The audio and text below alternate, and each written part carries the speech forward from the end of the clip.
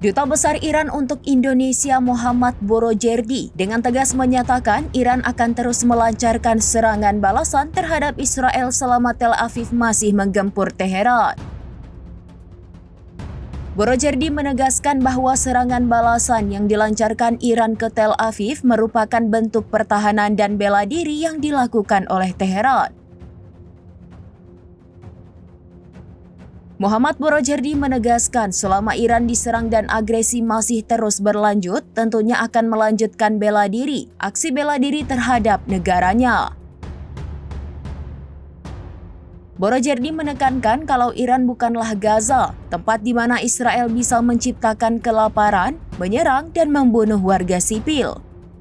Ia menegaskan kalau Iran memiliki kekuatan yang mumpuni untuk membalas serangan Israel.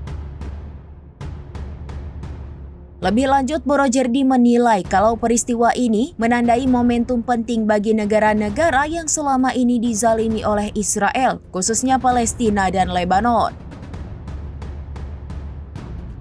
Ia menyebut bahwa serangan balasan ini merupakan tamparan dan pelajaran yang diberikan Iran kepada Israel.